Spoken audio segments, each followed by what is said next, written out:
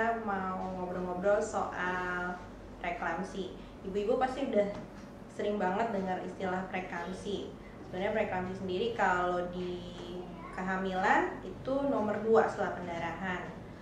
Kalau kita dengar preeklamsi pasti biasanya pada stres. Kenapa ya tiba-tiba tensinya tinggi, terus sebelumnya nggak ada.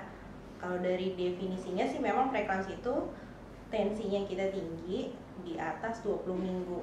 Kalau yang di bawah 20 minggu biasanya hipertensi kronik, atau sebelum hamil biasanya udah ada tensi tinggi.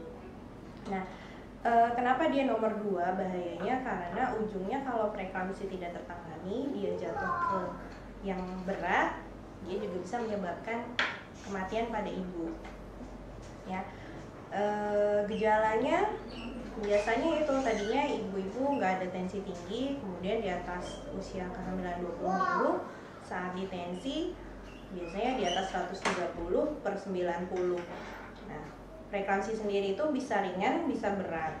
Nah, yang menandakan ringan dan berat nanti disesuaikan dengan gejala yang ibu-ibu ada. Misalnya pada saat tensinya tinggi, kita ada kepalanya pusing, ada mual muntah, kemudian ada pandangan gelap, bahkan bisa sampai kejang, itu sudah yang berat.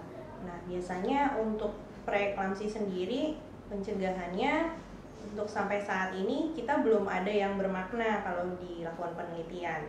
Tapi dari jurnal yang terakhir, bisa asupan kalsium dan vitamin D yang banyak itu bisa cukup bermakna untuk setidaknya mengurangi risiko kita untuk terjadinya preeklamsi.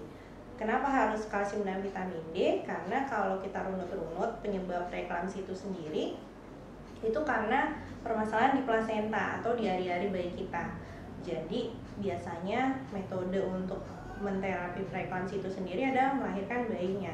Nah, dengan asupan kalsium dan vitamin D itu kita setidaknya bisa membantu pembentukan ari-ari akan menjadi lebih baik sehingga bisa terhindar dari preeklamsi tadi. Kalau ibu-ibu sudah katakanlah terlanjur preeklamsi, itu ada beberapa tanda bahaya yang kapan kita harus segera untuk menghubungi dokter kandungan kita. Yang pertama tadi saya sudah pernah bahas, kita rasanya pusing, kepalanya sakit di depan, atau ada pandangan gelap, atau kita tidak sadar tiba-tiba kita kejang, orang rumah menyaksikan, atau pipis kita berdarah seperti itu, kemudian ada rasa nyeri di ulu hati yang tiba-tiba, atau adanya sesak nafas yang tiba-tiba padahal sebelumnya kita tidak ada masalah pernapasan. Nah, biasanya harus segera ke dokter, nanti ditentukan apakah kondisi ibu dan bayi itu baik. Nanti kalau sudah ditentukan,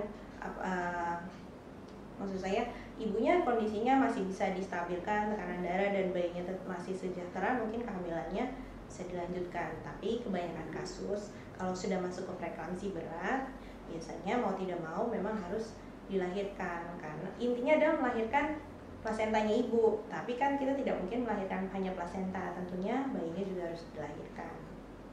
Nah, kemudian untuk preeklamsi sendiri yang perlu diwaspadai, kalau memang kita hamil pertama dengan preeklamsi, nanti hamil kedua mungkin kita harus saat awal-awal kehamilan muda pun harus juga untuk sering-sering diulang untuk pemeriksaan tensinya.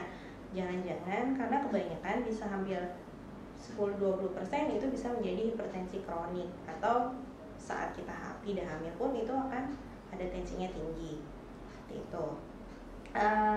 Kemudian salah satunya sekarang yang perlu diingatkan, terkadang bisa terdeteksi walaupun tensi kita tidak tinggi tapi pertumbuhan janin kita terhambat.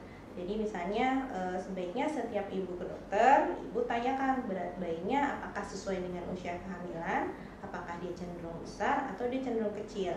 Karena selain efek ke ibunya, preeklamsi sendiri itu ada efek ke bayinya. Jadi kadang-kadang bermaknanya bisa di ibu atau di bayi. Kalau bayinya ibu ada kecenderungan misalnya kecil, kemudian dilakukan follow up, pertumbuhannya terhambat, Nah, mungkin pada saat itu memang plasentanya sudah ada masalah, tapi belum bermakna ke ibunya. Karena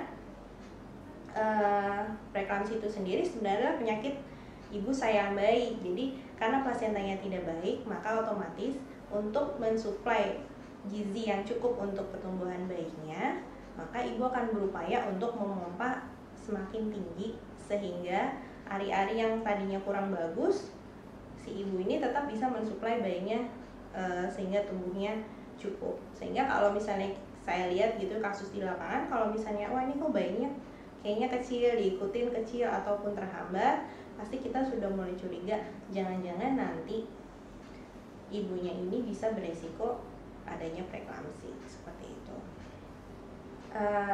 Kira-kira itu yang bermanfaat. Yang pasti jangan pernah remehkan tensi ibu-ibu ketika periksa hamil. Kita harus tahu, harus kita tanya kalau tinggi apakah ada faktor lain seperti ibu cemas atau kesakitan.